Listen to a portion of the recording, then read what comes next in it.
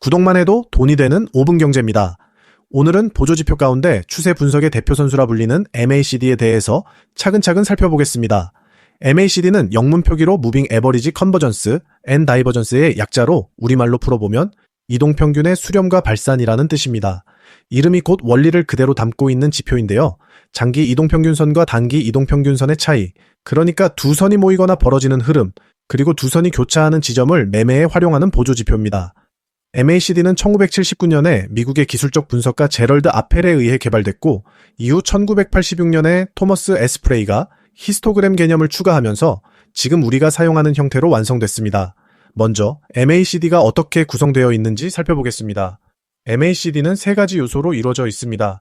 MACD 곡선, MACD 시그널선, 그리고 MACD 오실레이터입니다.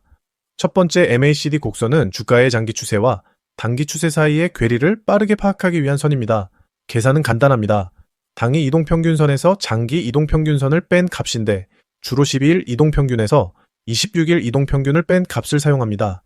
당일 이동평균은 주가의 당일 흐름을, 장기 이동평균은 장기 흐름을 반영하기 때문에 두 값의 차이를 보면 단기와 장기 추세가 얼마나 벌어져 있는지를 직접 알 수 있게 됩니다.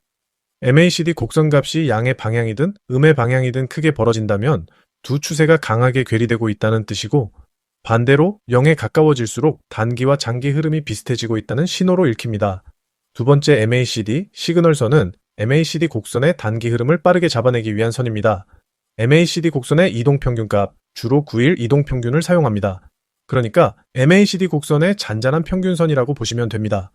이 시그널선의 추세가 전환된다는 건 단기와 장기 추세의 차이가 수렴되고 있는지 아니면 더 벌어지고 있는지를 알려주는 신호가 됩니다. 세 번째 MACD 오실레이터는 히스토그램이라고도 부르는데요. MACD 곡선에서 시그널선을 뺀 값을 막대 그래프로 그린 겁니다. 이 막대 그래프의 길이와 방향만 봐도 추세 전환이 진행되고 있는지를 한눈에 파악할 수 있습니다. 키움증권 HTS에서의 설정은 종합 차트에서 좌측 메뉴를 열고 MACD를 검색해서 추가하시거나 기술적 지표 가운데 추세 지표 분류에서 MACD를 선택하시면 됩니다. 차트 하단의 오실레이터 막대 그래프와 MACD 곡선, 시그널선이 함께 그려집니다. 키움증권의 기본 설정은 단기 이동평균 12, 장기 이동평균 26, 시그널선 9로 자동 설정되는데요. 매매 스타일에 따라 이 값을 변경해서 사용하시기도 합니다. 자, 그럼 실제 매매에서 MACD를 어떻게 활용하느냐? 크게 세 가지 방식이 있습니다. 첫 번째는 MACD 곡선값 자체를 활용하는 방식입니다. 앞서 말씀드린 것처럼 MACD 곡선은 단기 추세에서 장기 추세를 뺀 값입니다. 그래서 MACD 값이 양수라는 건 단기 추세가 장기 추세보다 더 강력한 상승 흐름을 보이고 있다는 뜻이고, 음수라는 건 단기 추세가 장기 추세보다 약하다는 뜻이 됩니다. 여기서 두 가지 활용법이 나옵니다. 하나는 곡선의 기울기 반전을 활용하는 겁니다. MACD, 곡선의 기울기가 음에서 양으로 전환되는 시점은 단기 상승 추세가 강해지기 시작한다는 신호이기 때문에 매수 시점으로 고려할 수 있습니다. 반대로 기울기가 양에서 음으로 전환되면 단기 상승 추세가 약해지고 있다는 신호로 매도 시점으로 봅니다. 또 하나는 MACD 값이 일정 수준 이상, 보통 0 이상에 위치한 종목에서만 매수를 고려하는 방식입니다. MACD 값이 클수록 단기 상승 추세가 강력하다는 의미이기 때문에 본인의 경험적 기준값을 정해두고 그 이상에서만 진입하시면 추세가 살아있는 종목만 골라서 매매하실 수 있게 됩니다. 실제 사례를 보시면 차트에 표시된 두 지점 모두 MACD 곡선의 기울기가 양에서 음으로 반전된 시점인데요. 두 자리 모두 이후에 강력한 하락 추세가 이어진 것을 확인하실 수 있습니다. 두 번째 활용법은 MACD, 곡선과 시그널선의 교차를 보는 방식입니다. 두 선이 만나는 지점에서 추세 전환이 일어날 가능성을 예측할 수 있는데요. 이때 두 선이 만나는 각도, 그러니까 기울기 차이가 가파를수록 추세 전환의 신뢰도가 높아집니다.